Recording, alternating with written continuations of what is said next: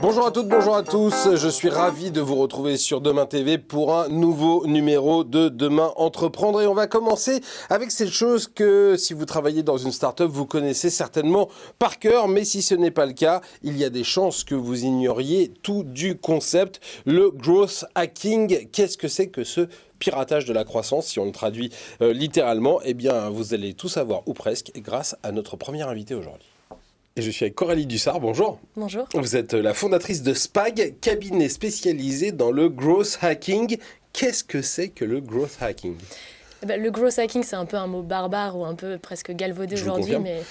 mais ça veut juste dire digital marketing ou marketing digital.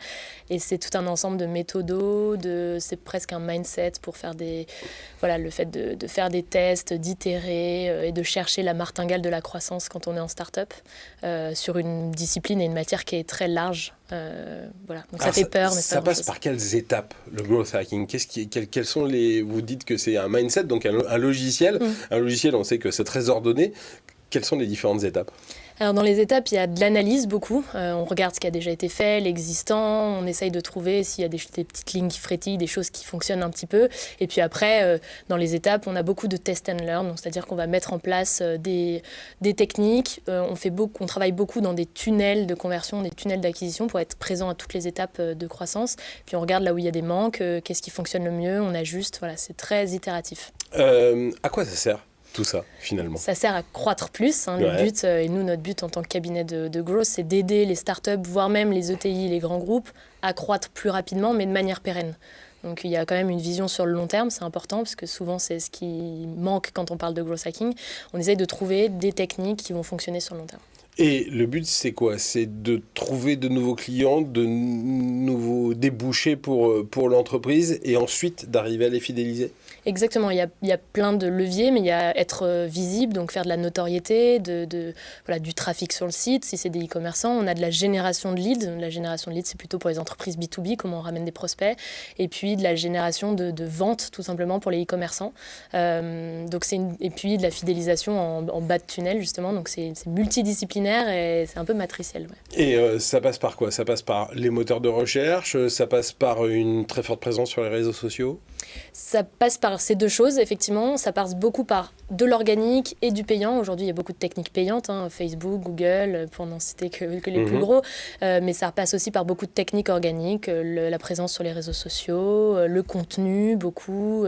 Et puis tout ce qui est technique sur le site aussi, le SEO, les optimisations de conversion, tout ça. Est-ce que vous allez jusqu'à justement proposer des contenus? Oui, alors nous, on travaille sur des contenus à destination du SEO. Notre spécialité, comme c'est très... SEO, ça veut dire quoi? SEO, pardon, c'est le référencement sur les moteurs naturels de recherche. Nous, on fait peu de contenu sur la partie communauté, faire grossir une communauté organique, puisque ça, c'est souvent très inhérent à la marque. Mais on vient proposer des contenus SEO, effectivement, des plans éditoriaux qui ont des effets sur le très long terme en termes de référencement. Et puis, tout ce qui est contenu sur les publicités en ligne, en fait, on a un studio de créa, nous, en interne, où on fait les visuels, les textes, les vidéos, les gifs, voilà. Vous le disiez tout à l'heure, ce sont des choses qui se sont appropriées les startups, mais les grands groupes s'y mettent et s'y sont mis aussi assez massivement. Exactement. Alors, nous, on est de plus en plus sollicités par des grands comptes qui veulent rechercher cette agilité start-up dans des processus qui, chez eux, sont un peu plus longs, sont plus... sont un peu à dépoussiérer. Ils veulent avoir des nouveaux regards, des manières puis ils ont généralement beaucoup de données à analyser, donc on a de quoi faire pour essayer de retester des choses. Et puis parfois, ils veulent une vision plutôt de comment on construit une équipe growth efficace et qui fonctionne dans un grand groupe. Voilà, j'espère que celles et ceux qui nous regardent auront mieux compris ce que c'est que le growth hacking. Merci beaucoup Coralie Dussart d'être venue sur notre plateau aujourd'hui. Cabinet donc Spag, spécialisé dans le growth hacking. À très bientôt.